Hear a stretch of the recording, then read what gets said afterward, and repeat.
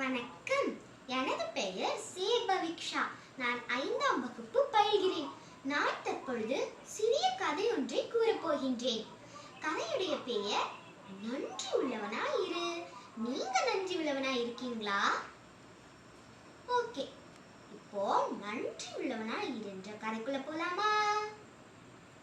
Okay. ஒரு ஊர்ல முருகன்னு ஒரு விவசாயி இருந்தாரா. அந்த விவசாயி இருந்த ஊர்ல உணவு பஞ்சம் தலை விரிச்சு ஆடிச்சான். அப்போ அந்த முருகன்ற விவசாயி, நான் இந்த ஊரை விட்டு எக்காரணம் கொண்டு வரவே மாட்டேன், இந்த ஊர்ல இருக்க எல்லா மக்களும் கிளம்பினாலும் நான் போகவே மாட்டேன் அப்படின்னு அட்டம் பிடிச்சாராம். அப்போ அந்த மனைவியும் குட்டி குழந்தைங்களும் பசினா வாடி போயிட்டாங்களாம்.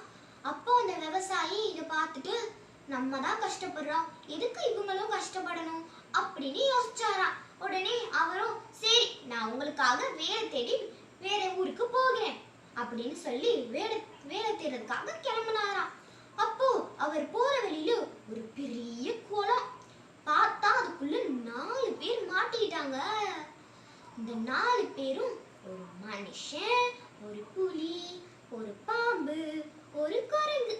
இந்த 4 பேரும் என்னை யாராவது காப்பாத்துங்க, என்னை யாராவது காப்பாத்துங்க அப்படின்னு ஒரே சத்தம் போட்டுட்டே இருந்தாராம். அப்போ அந்த விவசாயி, சரி இவங்களை நம்ம காப்பாத்திட்டு போலாம் அப்படின்னு சொல்லிட்டு எல்லா 4 பேரையும் காப்பாத்தி வெளியில வச்சுட்டு போயிட்டாராம். அப்போ அவங்க 4 பேரும் சொன்னாங்களா, ரொம்ப நன்றி, என்னால முடிஞ்ச உதவிய நீங்க கேட்கும் போது நான் செய்ய அப்படின்னு சொல்லிட்டு அவங்க 4 பேரும் கிளம்பிட்டாங்களாம். அந்த விவசாயி காலையில ஆரம்பிச்சு சாயங்காலம் வரைக்கும் தேடிக்கிட்டே இருந்தாராம். பார்த்தா ஒரு வேலையும் கிடைக்கவே இல்லையாம். அப்போ அவருக்கு மணலும் உடம்பு சோர்ந்து போய் வந்தாராம். அப்புறம் ரொம்ப பசியோடு இருந்தாராம். அப்போ ஒரு குரங்கு ஐயா அப்படின்னு ஒரு குரல் விட்டுச்சான். உடனே, என்னடா அது, நட்ட நடு காட்டுக்குள்ள நம்ம மாட்டிக்கிட்டோம், இந்த ஐயோன்னு ஒரு குரல் வேற கேக்குது அப்படின்னு யோசிச்சாராம். அப்போ அந்த குரங்கு கூப்பிட்டதை திரும்பி பார்த்தாராம்.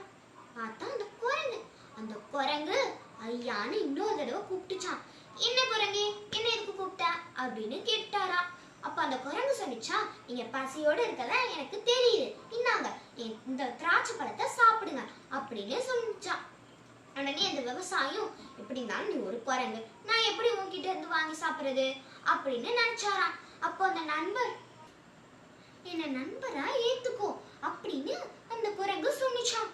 சரின்னு சொல்லிட்டு அவரும் சாப்பிட்டுட்டாரு. அப்புறம் கிளம்பி போயிட்டாராம். இப்போ போற வழியில ஒரு புலி, தலைவரே அப்படின்னு கூப்பிட்டுச்சான்.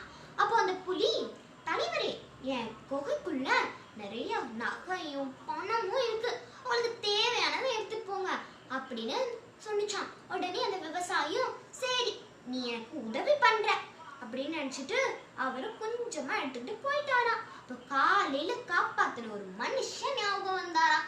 பார்த்தா அவர் ஒரு நகை வியாபாரி. அந்த நகை வியாபாரிட்ட நடந்த எல்லா விஷயத்தையும் சொல்லி அந்த நகைய பணமாக்கி கொடு அப்படின்னு சொன்னாராம்.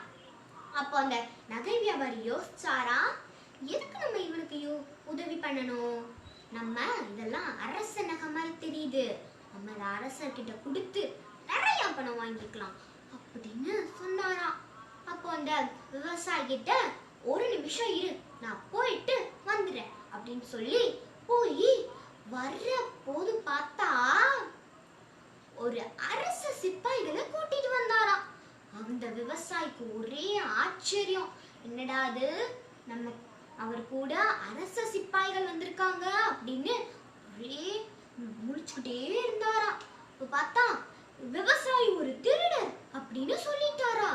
பார்த்தா அந்த விவசாயிக்கு ஒரே ஆச்சரியம், எதுவும் செய்ய முடியாம அவரும் ஜெயிலுக்குள்ள போயிட்டாராம். அப்போ அந்த விவசாயி ஜெயிலுக்குள்ள உட்காந்து நினைச்சாரா, என்னடா அது, புலி குரங்குக்கு இருந்த நன்றி விசுவாசம் கூட இந்த மனுஷருக்கு இல்லையே அப்படின்னு யோசிச்சாராம். அப்போ பாம்பு உதவி வேணும்னா கேளுன்னு சொன்னிச்சு, நம்ம அதுகிட்ட கேட்போம் அப்படின்னு சொல்லிட்டு கண்ணை மூடிட்டு பாம்ப மனசார நினைச்சாராம். கண்ணை திறந்து பார்க்கும்போது முன்னாடி பாம்பு. உடனே அவருக்கு ஆச்சரியம். அப்ப அந்த பாம்பு சொல்லிச்சா, நீ என் உதவி வேணும்னு கேட்ட மாதிரி எனக்கு தோணுச்சு, தான் வந்துட்டேன் அப்படின்னு சொல்லிச்சா. எனக்கு நடந்த விஷயம் எல்லாத்தையும் சொல்லி அந்த பாம்பு கிட்டேயும் சொல்லி எனக்கு ஏதாவது உதவி பண்ண அப்படின்னு கேட்டாராம். உடனே அந்த பாம்பும் சரி நான் போய் அந்த ராணியோட காலை கொத்திடுறேன், நீ கை வச்சாதான் சரியாகும்படி செய்யறேன் அப்படின்னு சொன்னிச்சான். அப்போ அந்த விவசாயியும் டன் அப்படின்னு சொல்லிட்டாரா. அந்த பாம்பும் போய் ராணியோட பாம்பை சுப் அப்படின்னு கொத்திச்சான். அப்போ அந்த ராணி எத்தனையோ மருத்துவர் வந்தாலும் சரியே ஆக்க முடியலையா. உடனே ஒரு சிப்பாய் கிட்ட நான் ஒரு மந்திரம் வச்சு சரி பண்றேன், என்னைய நீ வெளியில கூட்டிட்டு போ அப்படின்னு சொன்னாராம். உடனே அந்த சிப்பாயும் கூட்டிட்டு போனாராம். உடனே அவ கை வச்சு கொஞ்சமா தடவுனாராம். பார்த்தா ராணிக்கு குணமாயி கண் விழிச்சிட்டாங்களா. உடனே அந்த ராஜா கிட்டையும் நடந்த விஷயம் எல்லாத்தையும் சொல்லி அந்த நகை வியாபாரிய புடிச்சு உள்ள போட்டாங்களா. உடனே நீங்கெல்லாம் யோசிக்கிறீங்க அந்த நகை வியாபாரிய ஏன் போடணும் அப்படின்னு யோசிக்கிறீங்க தானே. ஏன்னா அவர் நன்றி உள்ளவரா இல்ல.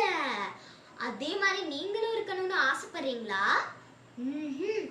அந்த முருகன்ற விவசாயி மாதிரிதான் நீங்களும் இருக்கணும். உடனே ராஜா கிட்ட சொன்ன உடனே அவருக்கு ஓ அப்படின்னு சொல்லிட்டு கொஞ்சம் அவர் எடுத்துட்டு வந்த பணத்தையும் அவர்கிட்டே கொடுத்து அவங்க சந்தோஷமா சாப்பிட்டு ஜாலியா அவர் குடும்பத்தோட இருந்தாங்களா. இந்த கதை உங்களுக்கு பிடிச்சிருக்கா? ஓகே, நன்றி, வணக்கம்.